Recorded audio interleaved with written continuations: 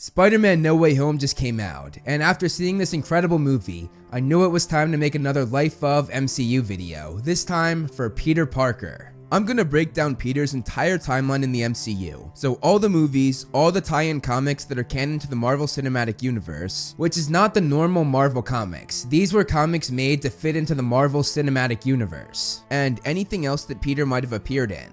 Before we start, there are going to be major spoilers in this video, especially for Spider-Man No Way Home, so there's your warning. Now that that's out of the way, let's get the video started.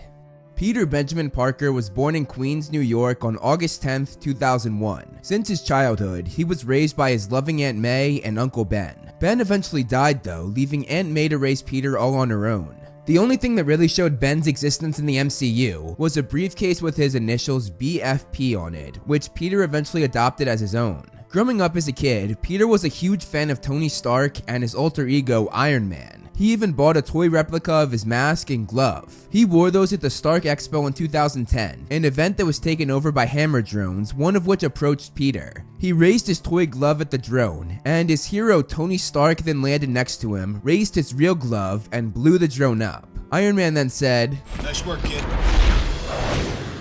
Just to be clear, that was not originally Peter Parker, but those working on the MCU and Spider-Man Homecoming in 2017 thought it would be a great idea to make him Peter, and they decided to make it canon that was a young Peter Parker. Peter attended Midtown High, where he quickly became best friends with his classmate Ned, and he became the target of bullying from his classmate Flash Thompson. Peter also became acquainted with Michelle Jones, who would later go by MJ, and she often teased him. Peter also developed a crush on his classmate Liz, and he saw her quite often, as they were both part of the Scholastic Decathlon team. Peter was incredibly smart, and reading books, doing anything Star Wars related, and building computers was what occupied most of Peter's time, but everything changed when he was 14. Peter was bitten by a spider, and he acquired superhuman powers, including strength, speed, and the uncanny ability to adhere to walls. He decided to use his abilities to help those in need. He made a sweatsuit costume to hide his face. He developed his own synthetic web fluid and web shooters, and he went out to fight criminals in New York City, and he became Spider-Man, looking out for and defending the little guy in the world. Yeah, just looking out for the little guy. To keep his identity a secret, Peter maintained an unassuming lifestyle, refusing to join the football team or do anything he would not have done before getting his powers. Since the beginning of his vigilante and amateur superhero career, Spider-Man caught the attention of various news organizations and reporters. One day, Peter came to the rescue, catching an out-of-control car before it hit a bus full of people. After making sure everyone was alright, he swung away. To Peter's shock, this little stunt was caught on camera and went viral on the internet. One day when Peter was about to go fight crime in his suit, he walked in on May, who was watching the news about the UN bombing, which involved the Avengers themselves. Seeing her concern, Peter told his aunt not to worry. With so many videos of Spider-Man circulating online, they eventually caught the attention of Tony Stark, who then managed to discover Peter's identity. Tony looked into his activities, and he decided to bring the young kid into the fold of the Avengers squad. Peter came home one day to his Aunt May talking to his hero Tony Stark on their couch, which shocked him. Tony made May think Peter applied for a grant, but once they were alone, Stark recruited Peter to his cause. Peter was hesitant at first, but he eventually agreed to go to Germany with Stark. Stark left before he did, so Peter was escorted out of New York by Happy. He then took a private plane with Happy, and they arrived in Germany. At this point, Peter still had no idea why he was there. No one has actually told me why I'm in Berlin. But he was loving every second of it. While in his hotel room, Peter was presented with the suit Tony made just for him, which was a huge upgrade from his sweatsuit. Peter's introduction to the rest of the Avengers was pretty epic, as he flipped in, stole Captain America's shield, and said hello to everyone. Hey everyone. Good job. However, Ant-Man knocked him down and got the shield back. While fighting for Stark's side in the Avengers Civil War, Peter went after Bucky and Falcon, and he showed his strength by catching Bucky's insanely strong metal arm with ease. You have a metal arm? That is awesome, dude! After a bit of fighting, Peter won the fight despite the fact that it was two Avengers versus a high school kid with no training. I don't know if that's a knock on Bucky and Falcon or a dub for Peter as Spider-Man, but Peter eventually fought toe-to-toe with Captain America, and he held his own, even knocking Cap down a few times. But the fight ended when Cap made the loading dock fall on Peter, which again showed his true strength. The two then had some banter about both being New Yorkers. Where you from? Queens? Brooklyn. When Ant-Man became a giant, Peter put his Star Wars knowledge to good use and wrapped Scott's legs up. However, he was then smacked by Ant-Man and landed hard on the ground. Seeing this, Tony told him he was done with the fight, and though Peter tried to get up, he ultimately agreed with him. Mr. Stark, wait. I'm not done. Okay, I'm done. Afterwards, Peter went back to his hotel room and recorded his excitement, but Happy knocked on the door and told him to keep it down. After landing back in New York, Tony escorted Peter home and he told him that he could keep the Spider-Man suit. When Peter asked when the next mission was, Tony said that they would call him.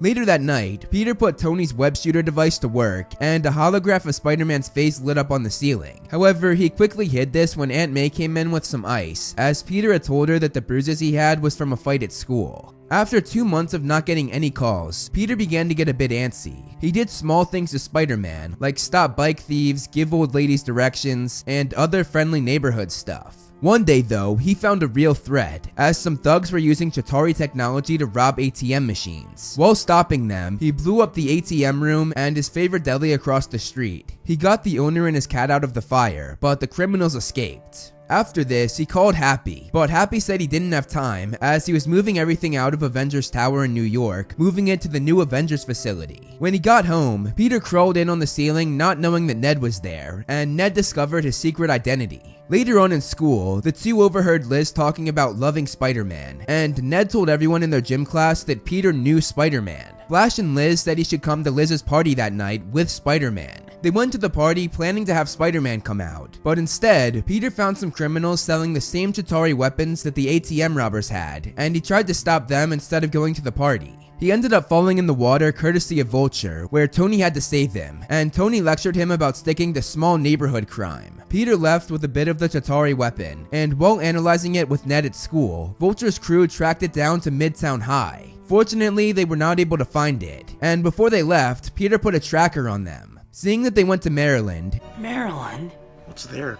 Ned and Peter put together that their decathlon would be in DC, which wasn't far from where these thugs were. Peter eventually tracked them down and fought the ringleader of the operation, Vulture, but during the fight, Peter was knocked out in a truck. When he woke up, he was in a warehouse, and while there, he mastered the Spider-Man suit and webbing combinations. He became frantic, however, as he realized the Chitauri technology that Ned currently had was explosive, so he used his intelligence to open the facility and escape. He rushed to Ned, who was in the Washington Monument, but he was too late. The Chitauri piece had exploded. Peter sprung into action though, saving Ned, his other classmates, and most of all Liz, the girl he liked. When returning home, Peter tracked down Aaron Davis, who led him to the Staten Island ferry. There, Peter got into another fight with Vulture and his gang, but this one led to disaster as the ferry was cut in half. Peter tried his best to hold it together, but just when he was about to lose it, Tony came to the rescue and fixed everything. A furious Tony confronted Peter and reprimanded him.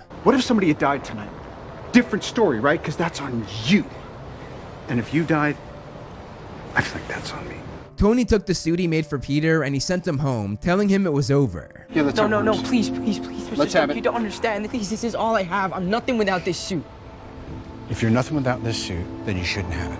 Without the burden of Spider-Man, Peter asked Liz to the homecoming dance and she said yes. That night, he got all prepped and ready, but when he got to Liz's house, he was shocked to find out that Vulture was her father. He dropped them off, and once Liz got out, he told Peter he would kill him and everyone he loved if he interfered again. Peter could not let it go though, and he stood Liz up at the dance to go after Vulture. He raced to get his sweatsuit, but was stopped by one of Vulture's men. He fought him outside the high school, and he took a pretty big beating. But Ned came to the rescue, allowing Peter to go after Vulture. When he got to him, Vulture revealed his plan to rob the Avengers ship, which was full of Chitauri and Iron Man technology. Then, before he left, he made the building collapse on Peter. Peter was frantic at first. No!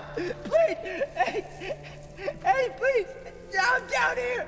I'm stuck! But he then gathered the strength to lift the building off of him. As Vulture went in the air, Peter shot a web and grabbed on, and the two fought in the sky while on the Avengers ship. During the fight, they damaged the ship, and it crash-landed on the beach. On the ground, Vulture beat the crap out of Peter. He then tried to escape with the Chitauri technology, but as he took off, Peter tried to stop him, knowing it was going to blow up. He did not listen though, and he fell into a fiery explosion. Peter ran in and pulled him out of the fire, saving his life. Spider-Man ended the night by webbing Vulture up for the authorities. Later on in school, Peter apologized to Liz, who told him she was moving to Oregon, and the two said goodbye. Whatever's going on with you, I hope you figure it out. When the decathlon team celebrated their victory, Michelle said she went by MJ. My friends call me MJ. After defeating Vulture, Tony had Peter come to Avengers Tower, presented him with a new suit, and said he would become an official Avenger. However, Peter told him he just wanted to be a friendly neighborhood Spider-Man looking out for the little guy, and he turned Stark down. As he was walking away, he turned back and asked if this was a test, and Tony confirmed it was. But moments later, we find out that Tony was for real. He was really about to make Spider-Man an Avenger. Where's the kid? He left. Everybody's waiting. You know what? He actually made a really mature choice. Just surprised the heck out of us. Later on, when Peter entered his room, he saw a brown paper bag on his bed that had a suit in it, as Tony decided to return it to him. Peter put it on, and May walked in, discovering his secret identity. Peter was the friendly neighborhood Spider-Man for 2 years, but one day on the bus, Peter's spider senses kicked in, and seeing what was going on outside, Ned distracted everyone so he could get out and go help the Avengers. During the fight, Peter was beamed up to a ship that was taking off into space, and just as Peter was having trouble breathing, Tony shot the Iron Spider suit up to him, and Peter donned the new Spider-Man costume for the first time.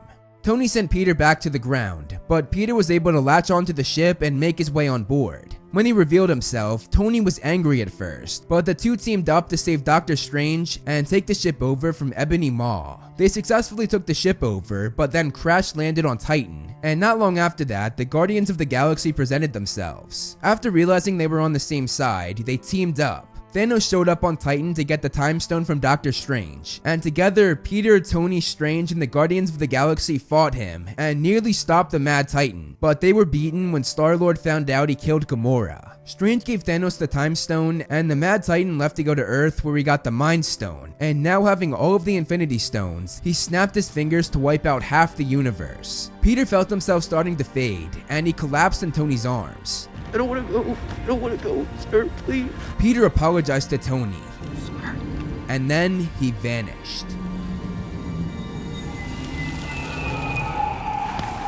Peter was gone for 5 years, but when the remaining Avengers got all of the Infinity Stones and reversed Thanos' snap, Peter, along with everyone else who had turned to dust, returned. He awoke on Titan, and Doctor Strange, who had also just reappeared, told Peter that they had missed 5 years and had to go help in the battle. Peter arrived to fight Thanos and his army, and he stood with Captain America as he told the Avengers to assemble. Avengers!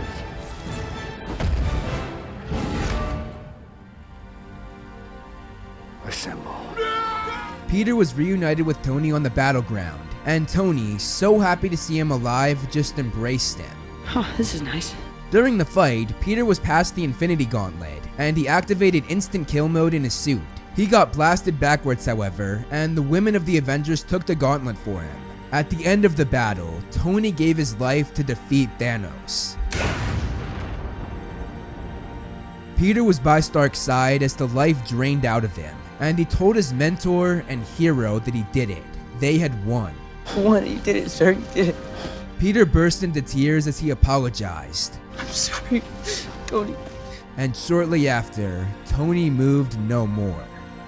Now that the battle was over and everyone that blipped was back, Peter returned to school where he was reunited with his best friend Ned. Peter, alongside Aunt May, attended Tony's funeral, and Peter paid his respects to the man that changed his life for the better. Over the next 8 months, a lot happened. With Tony gone, people started to think that Spider-Man would be the new Iron Man and the new head of the Avengers. Are you the head Avenger now? No, I'm not. Which only made Peter's grief for Tony even more pronounced. During those 8 months, on top of being Spider-Man, Peter went back to his normal life as a high school student, and he developed feelings for MJ. He decided to use the upcoming school trip to confess his feelings to her. Before going on his trip, there was a short film that was only released on Blu-ray, but it is canon, so I'm going to add it. In it, Peter went through his to-do list. One thing he did was sell a bunch of his things to save up for a necklace which he planned to buy for MJ. While completing his to-do list, he had to suit up as Spider-Man and take down a bunch of thugs in a restaurant. You gonna be the next Iron Man now? Well, no, I don't have time. I'm too busy doing your jobs. What? I'm kidding. Look, keep up the good work. Because I am going on vacation. Before going on the trip, Peter decided to leave his Spider-Man suit at home, but May packed it anyway. While in Europe, Peter got MJ a black dahlia necklace. Moments later though, a giant water monster attacked and Peter jumped into action.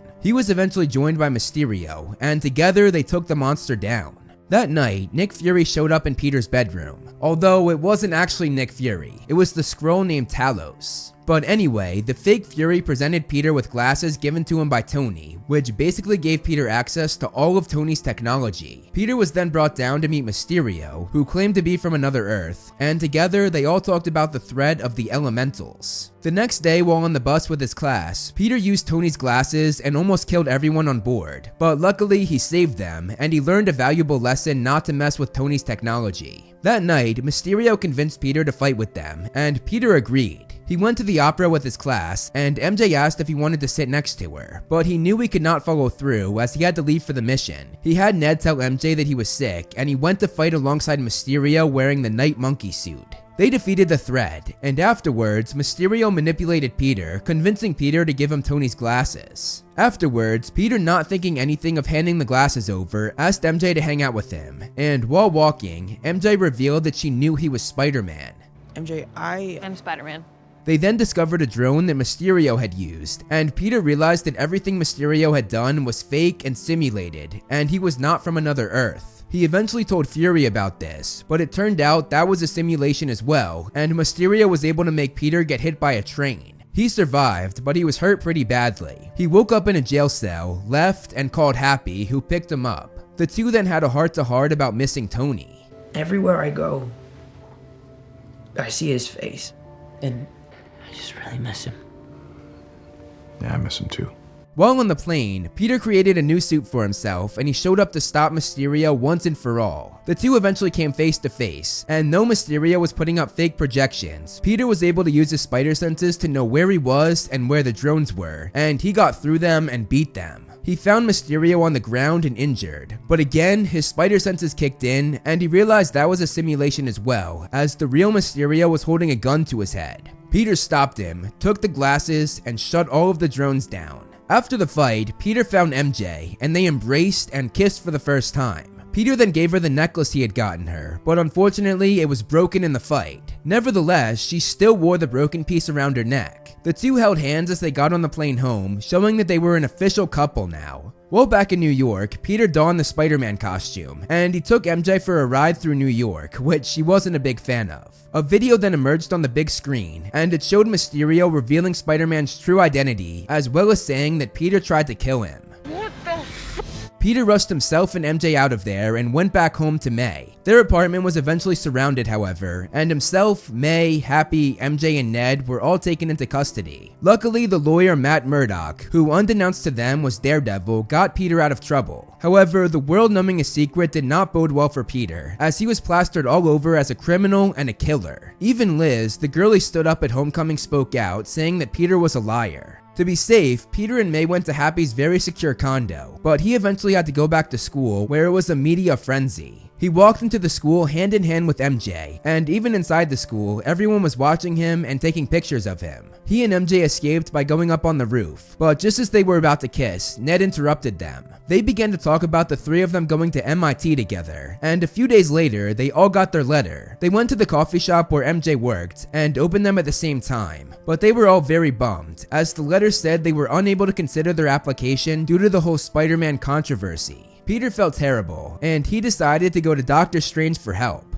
He asked him to make everyone forget he was Spider-Man, and Strange agreed. Mid-spell, however, Peter asked Strange to make MJ, Ned, May, and Happy remember, and changing the spell so many times made it get out of control. Strange contained it, but not before it opened their Earth to other Earths, and people who knew who Spider-Man was in other universes arrived moments later. Strange gave Peter the idea to talk to a representative from MIT, and finding out that the woman he had to talk to was on her way to the airport, Peter tracked her down on the highway. However, once he got to her, he was interrupted by Doc Ock, who was after him. Peter eventually took control of the nanites in his tentacles, and he defeated Doc Ock while also saving the woman representative from MIT, which made her say she would try to get himself and his friends admitted. Strange then trapped Doc Ock in the dungeon of the New York Sanctum, where he had already trapped the Lizard, who was actually Dr. Connors from another universe. While there, Peter called Ned and MJ, and the three of them set out to find other people that did not belong on this Earth. This led Peter to Electro as well as Sandman. Sandman helped him take down Electro, and Peter put them both in the Sanctum dungeon as well. When Peter found out that another villain was with May, he ran to find her, but when he got there, he realized that Norman Osborn was harmless. He was only bad when the Green Goblin took his mind over. May convinced Peter to help this man, and a reluctant Peter agreed. Like all the other villains, Peter took him down to the Sanctum dungeon, and while down there, they discovered that all of these villains' fates was to die.